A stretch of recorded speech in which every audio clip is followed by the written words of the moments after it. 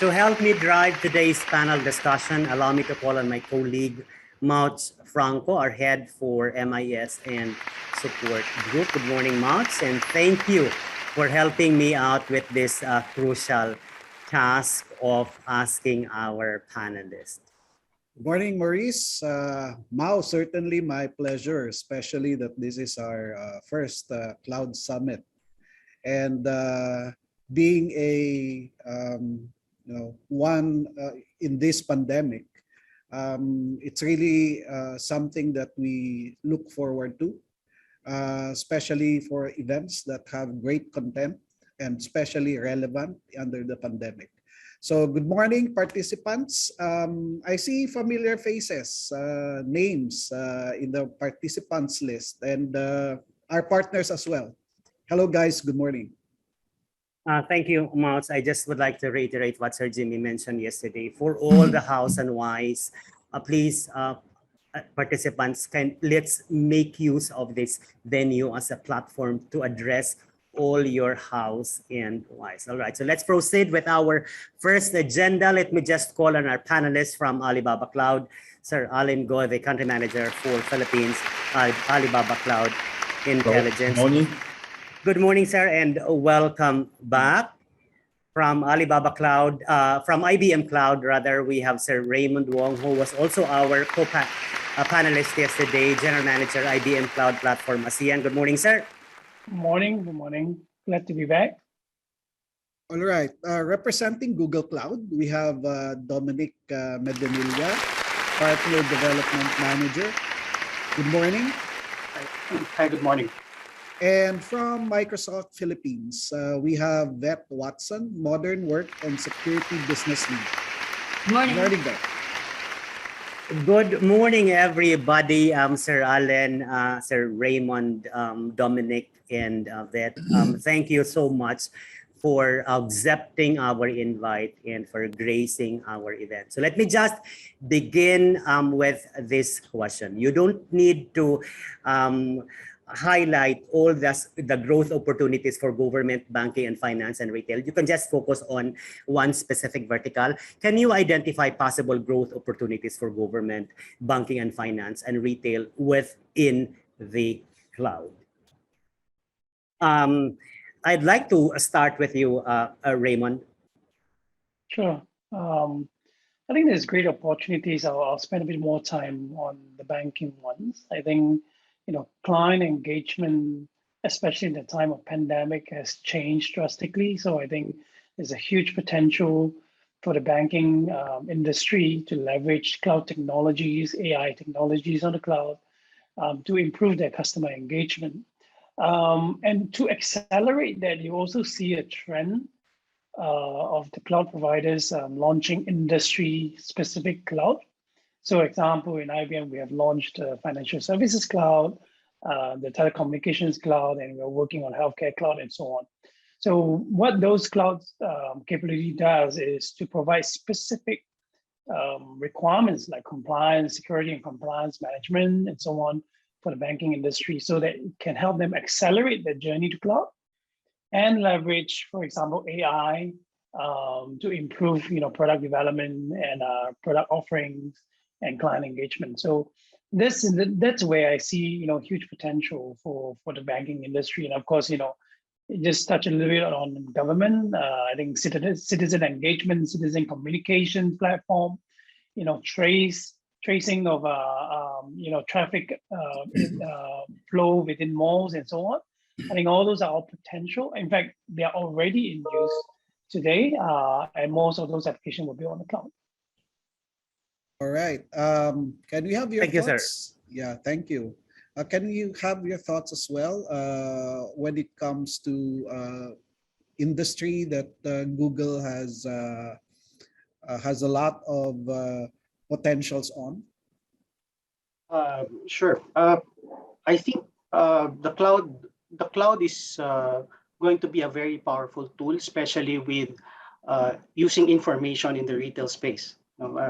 We've heard that data is the new oil, and how we use that data will be how customers use the data will define their competitiveness. So examples of this is that 75% of online shoppers actually use, for example, a Google search to assist purchases, right?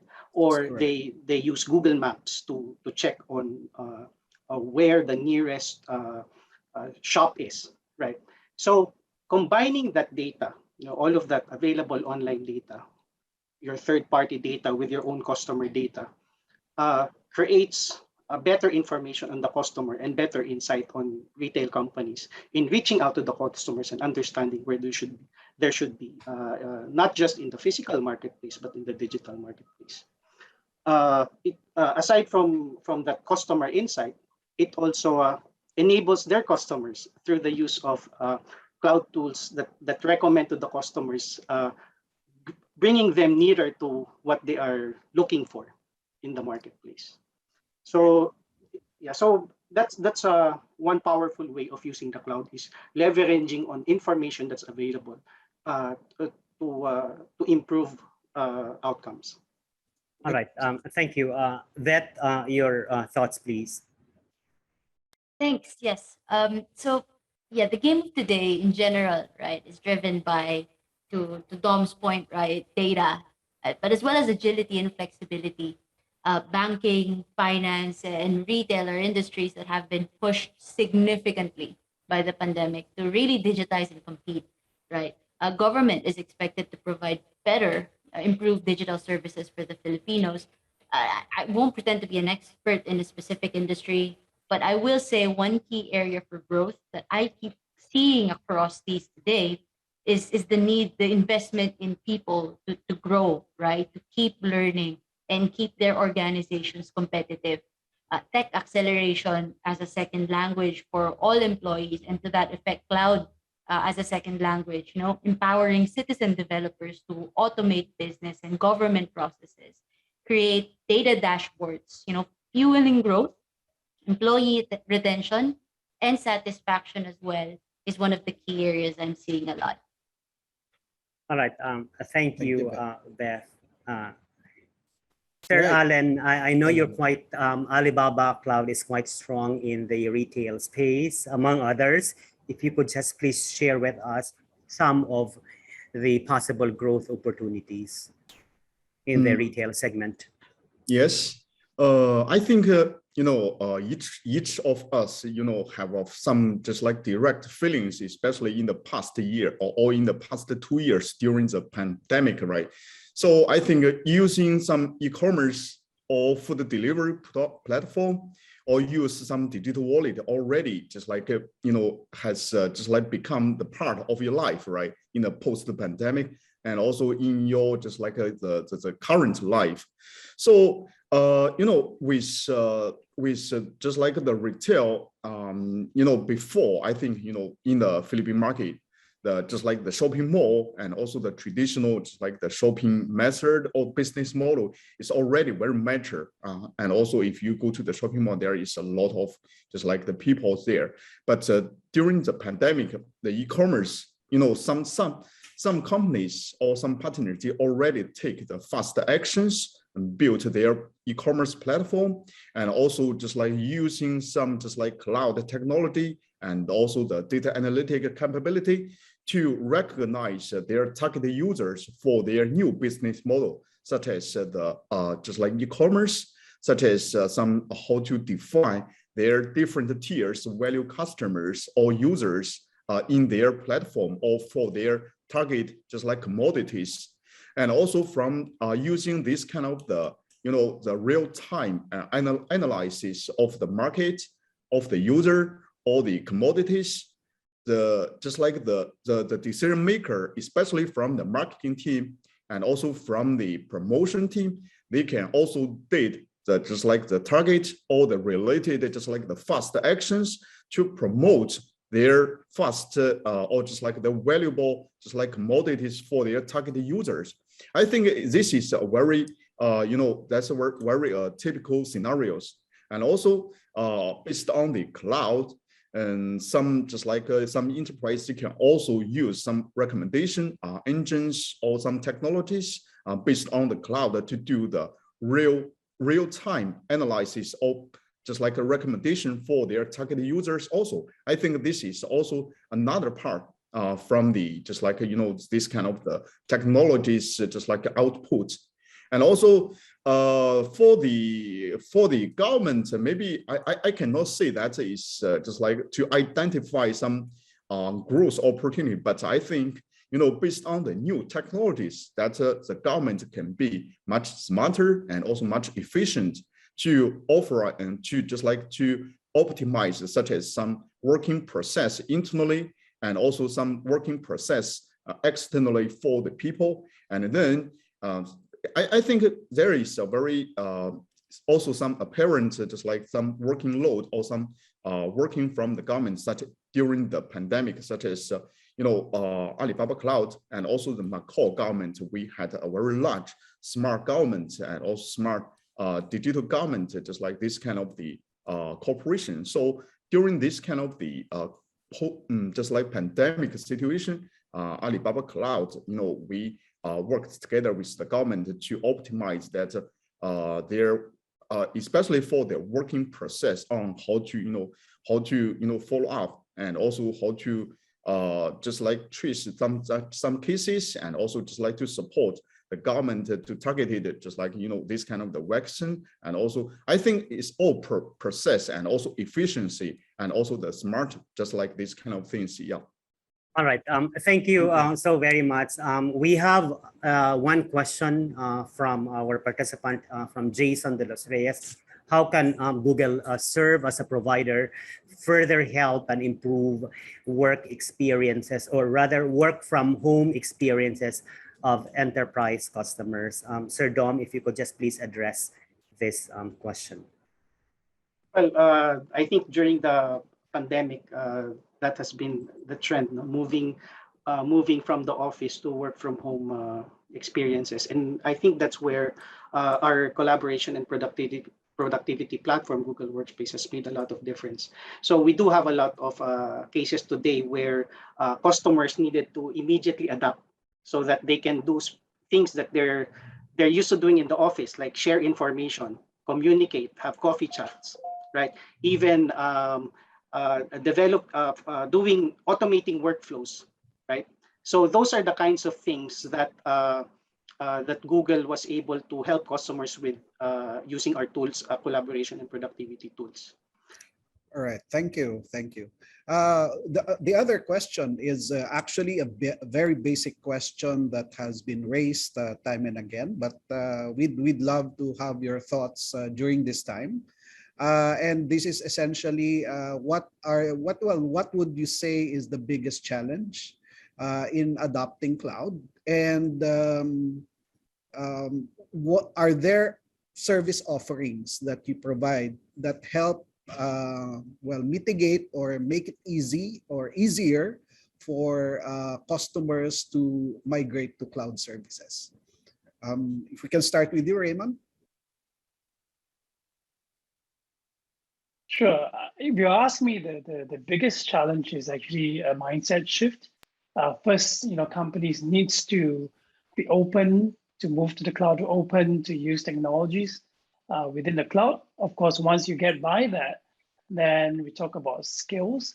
However, there are many programs out there that can help clients, companies accelerate. I mean, if you are a startup in the tech space, there are programs that all the cloud provider runs. They can get you up to speed, training, enablement available. If you are a business trying to jump into the cloud, there are promotions running what we call freemium type of services. And there's huge ecosystems of solution providers. Just touch on a point of work from home. IBM ourselves have leveraged so many solution providers out there. When we need to move to work from home, we run garages in the past, physical. Now we got to run it based on virtual. We use Trello boards, we use Murals. All these are all quickly adopted within weeks or even days when we all work from home. So those are solutions that are currently available that runs on different cloud that I think businesses can quickly adopt and go to market and accelerate the scale up at speed. And I think that's the biggest advantage of cloud. And there's just so many solutions out there. And I think businesses should really look at that to accelerate the SP to cloud. All right, thanks, Raymond. On your end, Vet, what would be Microsoft's biggest challenges? I think what I've seen so far, in terms of one of the highlighted challenges around moving to the cloud, is around the concern for change management and people readiness, right? There's a lot of concern around, okay, our technical roadmap and migration strategy is sound, we're ready, we have the investment in place, assuming that's all good. But then there's this concern around, okay, how are we going to ensure that there's going to be successful adoption of these solutions, right? Across our organization. And then there comes the concern around, should we partner with HR? What is the best practice around this? And what we bring to the table as we think about our, say, for example, collaboration, productivity, and security solutions, is that we just don't bring the solutions themselves. We have a framework with best practices around change management in place, that we've tried and tested across, some of the largest organizations and even smaller ones across the globe, to really understand what works, what doesn't work, what scales, what doesn't scale, to help organizations think about the holistic transformation, people, process, as well as technology. That's true. That's true. All right. Thank you. Thank you, Vet.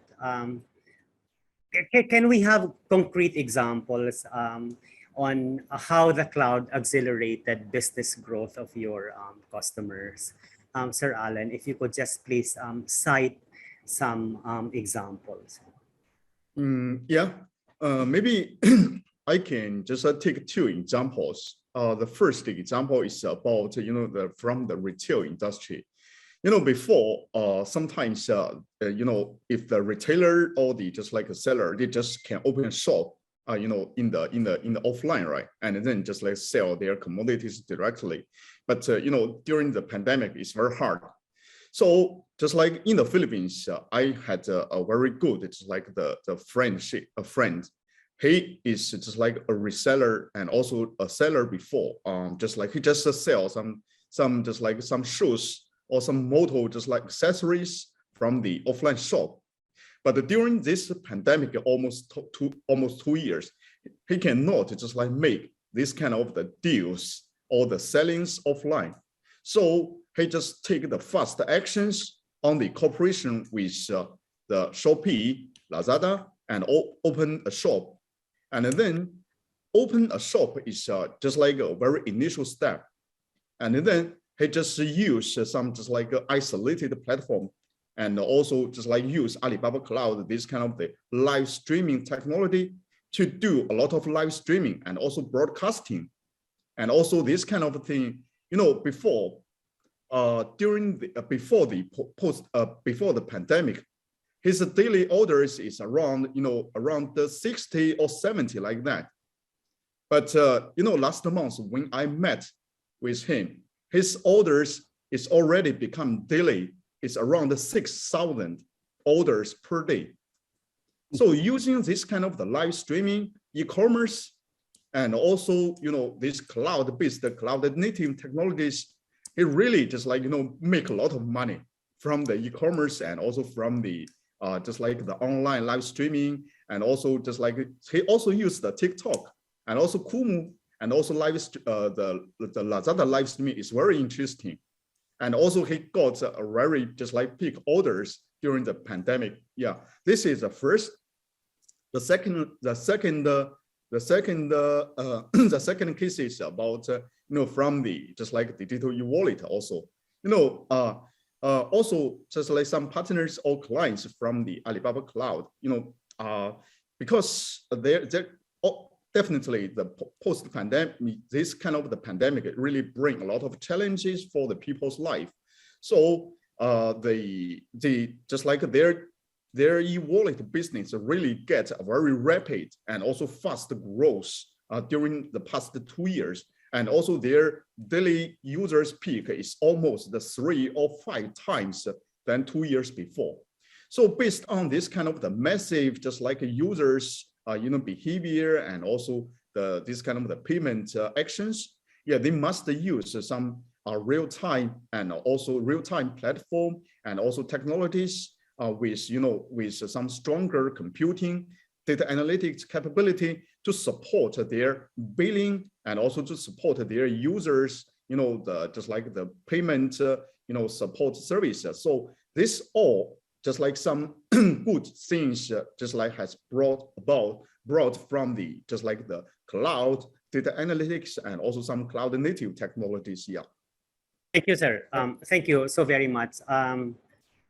Yep. Mouts, allow me to ask this question. Philippine, I came across of this report. Philippine Statistics Authority lists that 88.7% of our local businesses or local business enterprises are micro enterprises.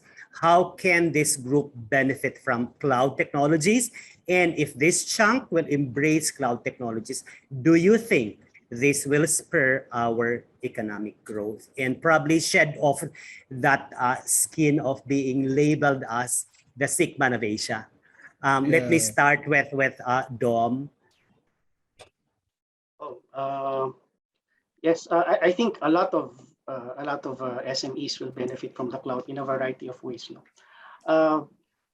First, there's the obvious improving collaboration and automation of business processes, without incurring the cost. Connecting users with across different business units. So again, what the pandemic has brought us is that these SMEs cannot go to the office, right? And with enabling technologies, they can now work together anywhere. Right? It's also removing the burden of managing infrastructure, right? So that helps reduce cost and make them do work that is essential. Again, I would go to one is processing information better. So with the limited resources of an SME, right? They need the help in terms of processing or understanding their customers and their business. I think also a key value of cloud to SMEs is before they can only reach out to people they know and the people in their industry. The cloud has now enabled them to reach out globally, right, to the talent that they need to grow their business, as well as to reach the markets globally, not just depend on the physical geography, but leveraging on cloud, they can actually offer goods and services now globally, 24/7, and using automated payment processes that don't need them to be awake when they get the business. All right, so access to world-class talents. Yeah, true. All right, what about you, Raymond? What would you say would be the economic impact of cloud, especially for the micro enterprises? Definitely, it's going to be a huge impact. I think history has proven that looking after the SME and helping them grow, drive economic growth, income per capita, job creation, and so on. So I think that is definitely something that is important. And going back to SMB, I think the large enterprise with the cloud, capabilities, large enterprises, SMB actually could collaborate much better to jointly drive growth. I give you an example. We've got a large bank example, able to grow and roll out more of their credit card partnership programs, loyalty programs to remote cities in the region, reaching out, partnering small SMBs, small retailers in remote cities, leveraging hybrid distributed cloud capabilities.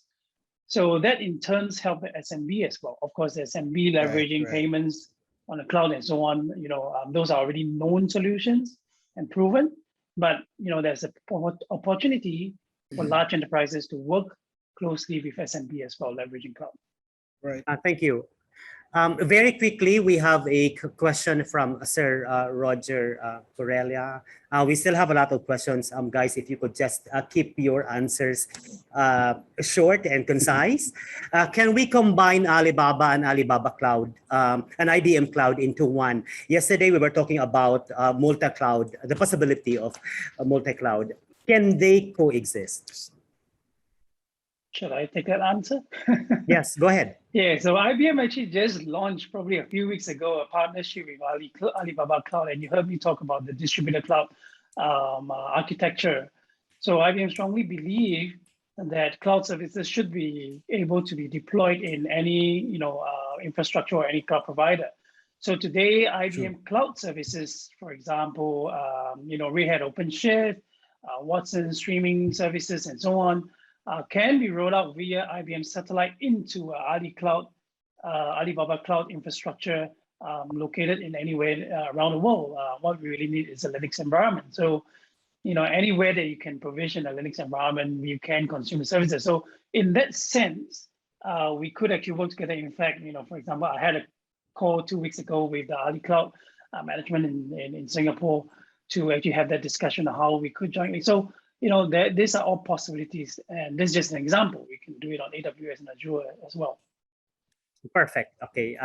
Sir Alan, of course, you are open to collaboration. Yes, yes. I definitely we are very open for the collaboration because now many of our clients, they also had just like some the multi-cloud strategies. They do not use the Alibaba Cloud.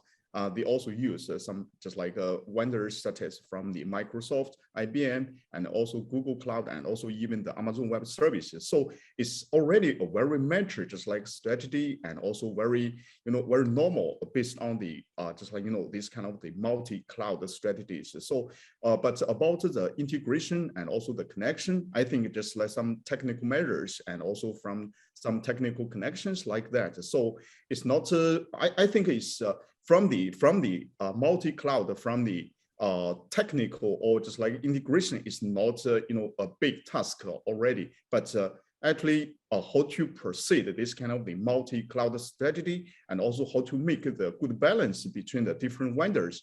It will be a very how to say not so easy, just like decision making. But the answer is yes. Yes, definitely. All right. Okay. So thank you.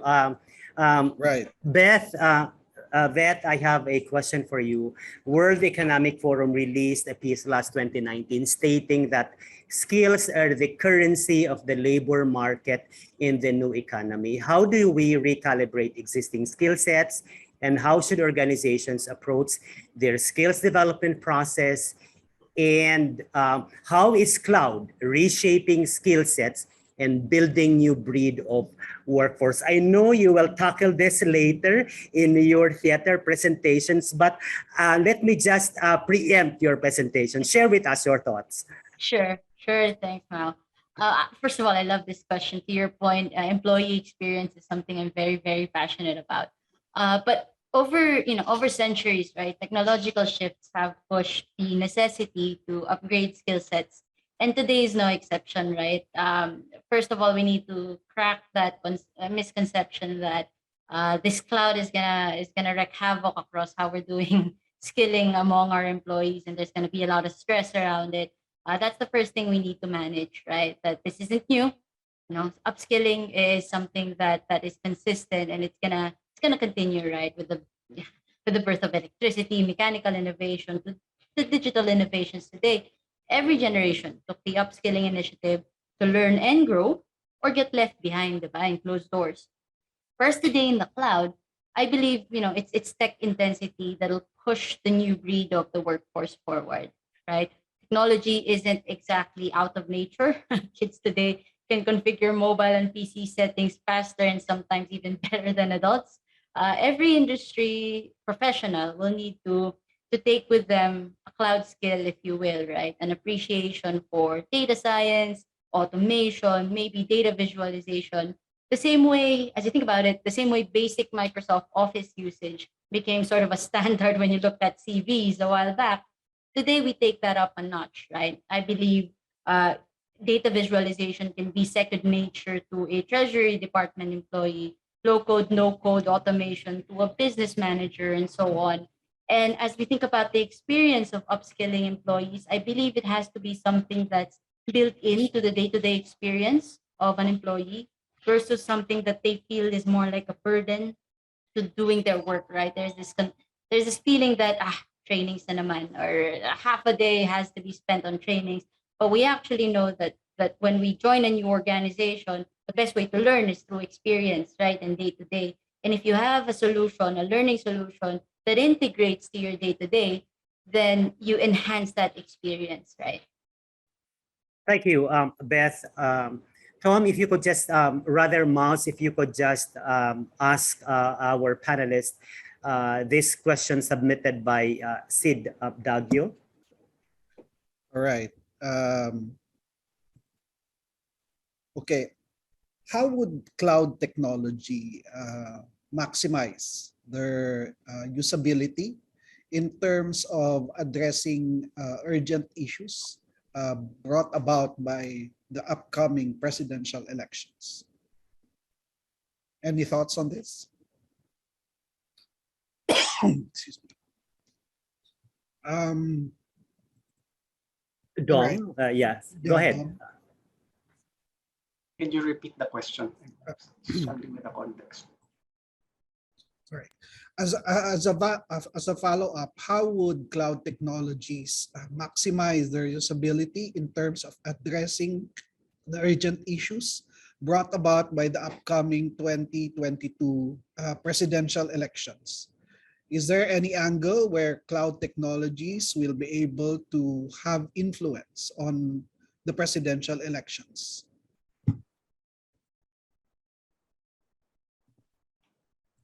I think, if you're talking about social media tools, then definitely, I mean, those are all cloud technologies. And I think, yes, they will be critical. So in terms of the cloud technology skill sets in the, let's say in the corporate or SME environment, I think the more that people can collaborate, share information, and discern truth from falsehood, or at least get a better way of meeting, collaborating, then I think in an indirect manner it can. But yeah, again, I struggle with the Correct. question, but yeah, social media usage, I think It's a very tricky question. You know how powerful Yeah. social media is. People can tweak algorithms, but we just have to really be very careful on how these technologies will impact the results of our presidential election. But I'd like to mention this previous question submitted by SIG. If we are to redo our contact tracing, we've had some challenges. How would cloud technology maximize its usability in terms of responding to COVID-19? Obviously, there's communication or the platform being used by different LGUs, are just so difficult to integrate. We don't have any one concrete or solid platform to process all this data generated by LGUs. How can cloud technology maximize this? All right. Any thoughts, Beth, on your end from Microsoft? Yeah, thanks much. I think the key here, right? If we had to the question, re-implement the whole thing, I think what the cloud brings as the value proposition is really around auditability and accountability, right? With privacy intact. I think that's the key, right? Having all of that data available faster, right? Is key, right? Getting that visibility way faster than maybe we have today is key. And at the same time, wherever that's stored, right? If it's stored somewhere where there's complete accountability and auditability, to what I started with earlier, the ability to ensure that data cannot be tampered, right? That there's privacy for the organization, for the host, the owner of the data. I think that's where the cloud brings a lot of value. There are a lot of risks to trying to store that data on-prem, right? And I think that's one of the key values of the cloud. Yeah, I think more or less. Thank you. Thanks, Matt. To all panelists, feel free to substantiate or elaborate further. For me, if we had to redo it, I think it would start with how we organize and store and clean data. Because we did have a lot of data points, and these True, data true. points tended to overlap, right? So I think, and I think with these different tools, what we could have done differently or we could have improved is how we understood where that data resided, and how we are able to clean it up, meaning compare and make sure that the data is integrated. I mean, this person in one data is this person in another data, right? So I think if we had the foresight to understand that when we first started collecting data, then we would have had a better way to do contact tracing, even with the different tools that we had. All right. Interesting viewpoints. That is local. DOM is local. Let me ask Raymond. Your observations, please. I think it comes back to speed. I think I can't say I'm aware of the situation in Philippines at the beginning, but in Singapore we were very quickly able to roll out contact tracing applications, and our mobile penetration in the country is very high, and I believe that's the same in Philippines as well, through a mobile. So the capturing of data was really quick. And of course, leveraging tools that's already available, I think the government was able to analyze. The biggest challenge that we faced was actually more, I would say, social feedback on capturing data. You got comments that, how are you going to protect my data? Are you using this to trace me and track me outside of pandemic, and so on? I think those are the challenges that the government had to address to assure. And you heard me talk yesterday about cloud being, security is our business, right? It's not a byproduct, it's our business. So I think, being able to leverage the security that's already available on the cloud and accelerate the rollout in the context of pandemic is really important. I think that's what really worked for us. In Singapore, I think the government drove a huge adoption of cloud technologies within Singapore government. That's my 5 cents worth of thoughts from Singapore. But again, you have very different challenges. You're geographically much bigger. So thank you. We actually have a feedback from one of our participants, Bob Reyes. He's from Manila Bulletin. According to him, the issue on contact tracing is more of a public policy thing rather than a technological one. Okay, thank you, Bob. What are some of the issues faced by cloud technology while handling a lot of data? Sir Allen, your thoughts, please. Yeah, since some users, they place a lot of their business data or some just like the deployment resource on the cloud, definitely the secure part is very important.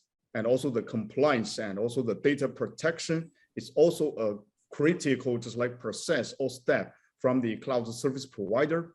So that's why, as what I mentioned, always the compliance, the data privacy and also data security is a very, is a continually and is a long-term, just like the measures all the cloud service provider we needed to take and also needed to make for all our users. This is the first.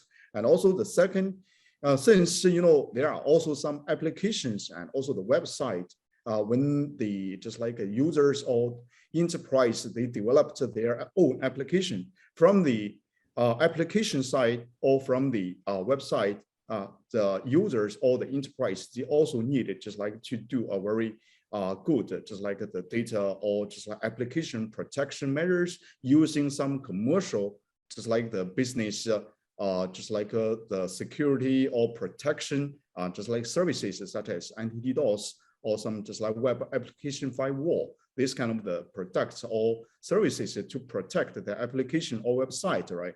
So yeah, I think the security or data privacy is the most important. Yeah. Right.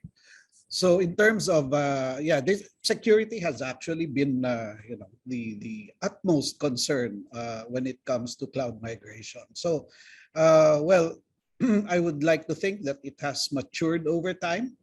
You know, it's not as if it was just last year. Cloud has been there for quite some time. So at this point in time, what would you say would be the state of security in terms of, for those at least that are concerned in migrating to your cloud services, how secure is the cloud offering that you have? Can you have your thoughts, Raymond, on IBM Cloud? I think, yeah, I mean, like I said, I think they mentioned this, that, you know, security is our business, right? I mean, we one of the key offerings we bring is really what we call the key protect. We actually allow the clients to bring their own keys and keep their own keys so that IBM have no access to the data that they have. So, I mean, apart from all the different security certifications that we've been through and so on, we have teams that are specialized in ensuring and securing our cloud.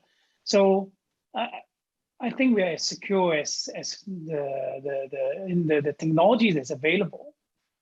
You can imagine if a breach in the IBM cloud would be detrimental to our business. So you can imagine how we take security as important. So I wouldn't say that we are anywhere less than, you know, any large enterprise there. I think the question for my customers, I always say, is not about security they should be worried about. It's about what you're moving to cloud. Are you leveraging the capabilities of cloud and the economies of scale of cloud? If you're not, then why move to cloud? So I've been pretty open about that. So it's not really a security issue, I think. It is worrying when you're leaving something out to someone else to manage. Right. But frankly, I think that to me is as well solved as it can be already.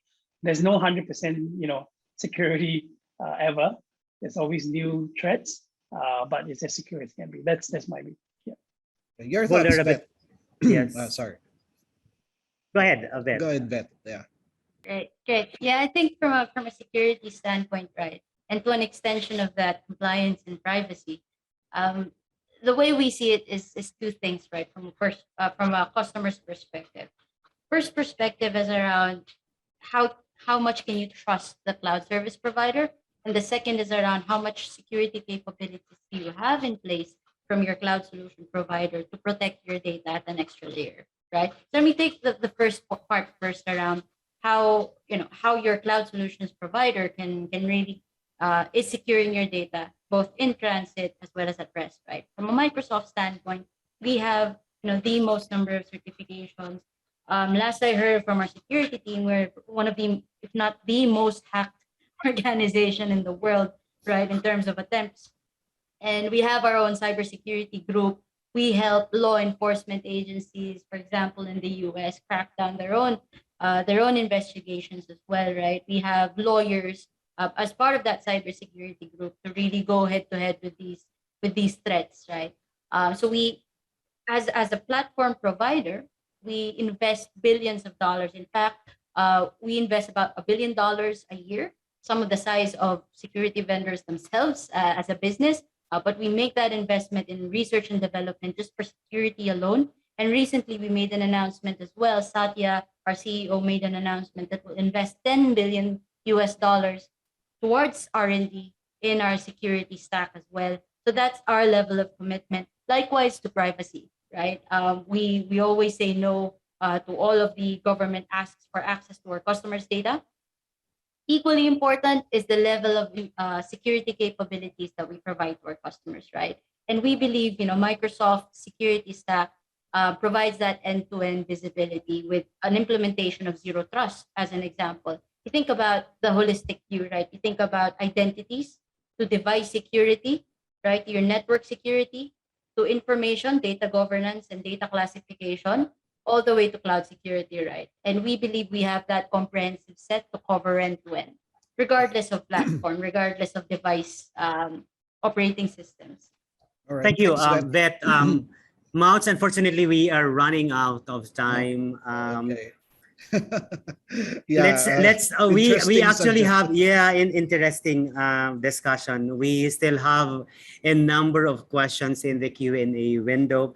Unfortunately, we can only address one more question before we jump to the theater presentation. Amongst the questions submitted, go ahead, Mouth, pick one. Okay, well, it's really more of opportunities related to the opportunities we discussed earlier. And it's really revenues. Let's go to revenues. What particular um, revenues can, let's say, SMBs or SMEs or even enterprises look at if they adopt or migrate to the cloud services that you offer? So let's talk about money, opportunities, and particular revenues. Revenue streams. Yes, revenue streams. Alan, thoughts on this? Yeah, I know that the definitely the revenue is very the key target for some just like SMB and also some just like enterprises. Yeah, definitely. Yeah, but sometimes from my thinking, I think there are a lot of drivers to make this kind of the revenue, right?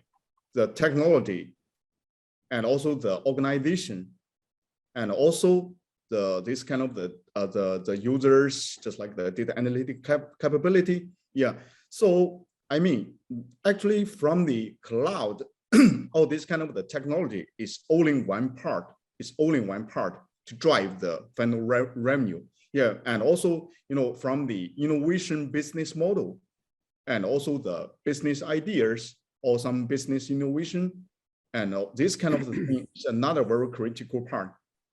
Yeah, you need it just like to if you wanted to make some just like a more revenue or some long-term revenue, yeah, you can pick up some new business models such as the live streaming or e-commerce, or even some just like some SaaS models, this kind of the business model, right? So this is a business model part, but also from the organization. Yeah, you needed to redefine maybe your organization with some digital roles in your company. Yeah, with some innovation ideas or some innovation just like a corporation mindset, right? This is another part. The third part is about the skill set, about the just like engineers.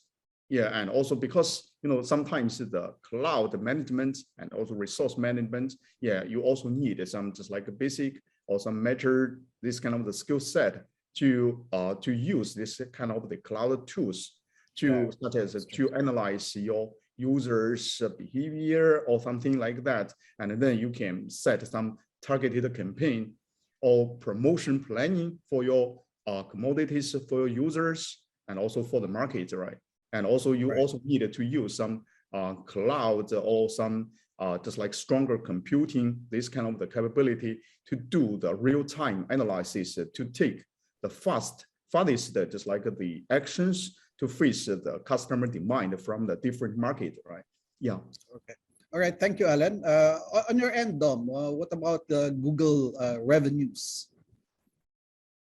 In terms of revenue, you mean the contribution of cloud to increasing the revenue? Well, at first the cloud provides another route to market, the online market. So it's an enabler to offer what you offer physically now digitally, so that more customers can reach them. Again, I think to Alan's point, it's also another delivery platform. Right. So depending on your service, if you have content, now you can deliver content. Now you can deliver service, right? Now you have a better customer engagement. And again, for me, it's about another revenue platform for collecting payments or improving your efficiency in revenue collection. So I think those would be the cloud contributions. Raymond, any thoughts? Thanks, Dom. Yeah, you're muted, Raymond. Sorry about that. All right. Yeah, so I think Alan and Dom has mentioned, but as I mentioned earlier, even large enterprises could gain additional revenue through extended reach to what we call remote cities that they may not have coverage. So I think increasing coverage, geographical coverage, even for large enterprises, presents a huge potential for revenue growth. That's what I see as well. The other one is tech startups, leveraging cloud, or we call hybrid multi-cloud or distributed cloud, could enable them to get access to more customers if they adopt, for example, open technologies such that they avoid lock-ins and so on. So these are some of the revenue streams and access, and in a nutshell, coverage. They could cover more customers in the same breath that Dom has mentioned earlier. Okay, thank you. Vet? All right. Yeah, I think a couple of thoughts for me. Number one, that was mentioned was around a broader, an additional channel, if you will, right? And it just came into mind, like our fishball kikiam stand nearby in our subdivision, just happens to now sell online and accept GCash Wow. payments, right? And that to me is an amazing example of digital transformation. The other thought I had was around, leveraging the data, right? So, for example, leveraging the Microsoft Cloud can help your organizations make data-driven decisions. You may not know today the kind of signals your business transaction data has, pointing to new potential revenue streams, simply because you don't know, right? You have massive amounts of data across all your transactions with both customers, suppliers, but more or less organizations today make decisions on new ventures, new things Right. to try, and revenue streams based on a hunch, maybe following industry trends, or a rough estimate from some of the larger transactions. So there could be these signals that you don't see, primarily because all of that data is sitting in a stack of paper that hasn't been harnessed to its potential. So true, so true. All right, Mao? All right. Thank you so much, Beth, Sir Alan, Dom, and Sir Raymond. If you could